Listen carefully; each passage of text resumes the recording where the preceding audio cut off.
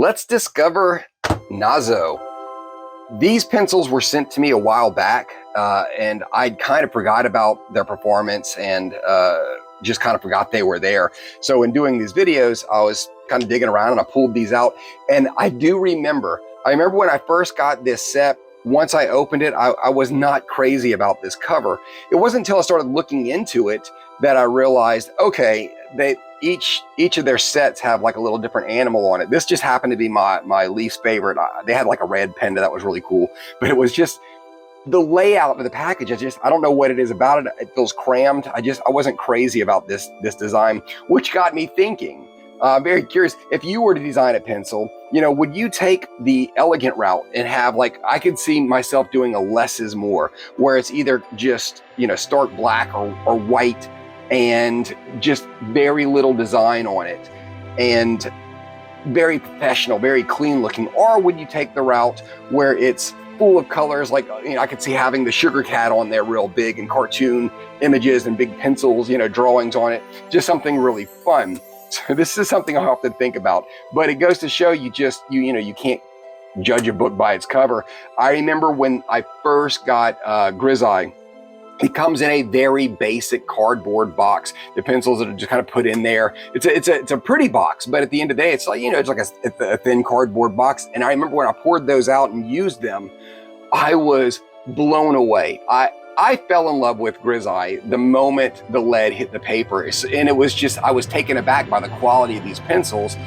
And it was a thing where they had the choice. We could put our money into the packaging, or we could put our money into the lead. And they chose the lead, and that was the right choice. And you turn around and look at Deco Time. I remember everybody loving the case that Deco Time comes in, these cool little drawers, this plastic case. But I remember when using those, it felt like I was dragging a rock across asphalt. It was just, they were not fun. This was not a pleasant pencil to use. So it's one of those things that just goes to show that you just can't judge a book by its cover. We jump into these pencils. The rice paper thing, I love. And the big, bold design, I love. But this set did something a little different. Look how gorgeous these pencils are.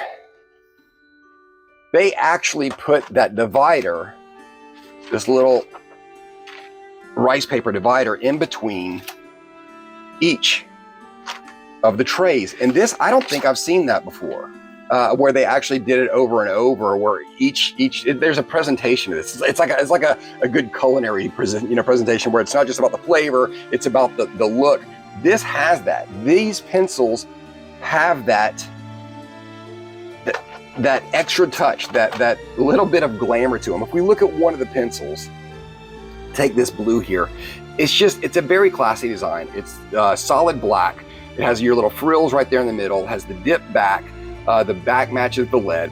It's the silver inlay, the numbers towards the top, which is, again, a big plus. Now there's nothing else on here. There is no color, but that's fine by me, because this is how I organize. And so it's when you put them all together, it is an absolute gorgeous pencil.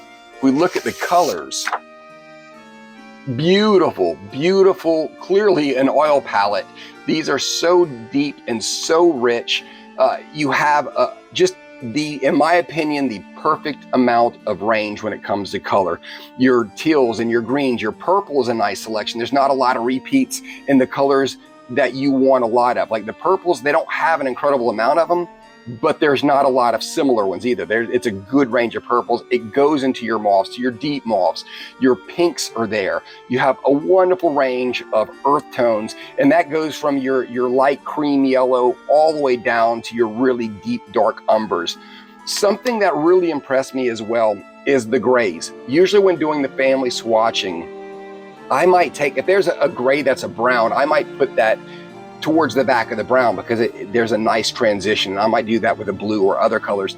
These were so much, they had the color tip, they were still in the world of gray, so much so that they still belonged in the same family here. And yet they turned around and still gave me a great range from white down to black in your warm grays. It's just an absolute fantastic color palette. These are oil pencils. Like I said, it screams oil in these rich, deep vivid colors. When I was coloring with them, I had forgotten what a pleasure they were. I really did. The durability of the lead reminded me of like a castle art, but they had more of a professional feel to them, in my opinion. The pigment was high enough that it took very little pressure. I was putting a decent amount of pressure because I was trying to test these things out. I was trying to push them to the limit, and they were giving me some really rich, just these colors that would pop, these bright pinks and purples. They were just a lot of fun. All in all, I think the pencil might have been on the higher end of price. When I went back to find them, funny enough though, I was having a hard time searching online to find these things. So I found a couple of the other sets, but as far as the 120 goes, I just wasn't having any luck finding them again. So I don't know if they're just a pencil that's harder to find, or maybe I'm just looking in the wrong spots, but I could definitely recommend them. Like I said, you're probably paying a little more than your basic average pencil set, but at the same time, I don't think it's not going up as high as like a Holbein or a Faber-Castell, or a Polychromo. So you are definitely getting what you're paying for with this set. It's just they feel high caliber. They blend really well. They layer really well. The leads, as far as being centered, because the back was dipped, so you couldn't see it right off the get-go, but I don't think I had not one of the sharpened pencils that would come to the tip, not one of them. So none of these were really off center as far as that goes as well. I had 0 fractures of the lead when putting pressure on it. They sharpen really well.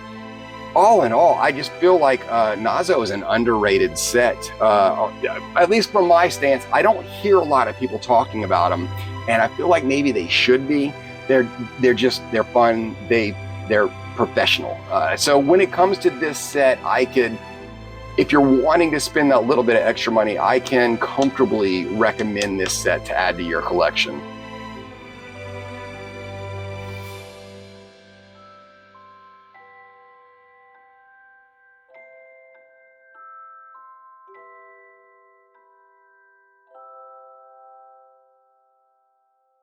Sugar Solito.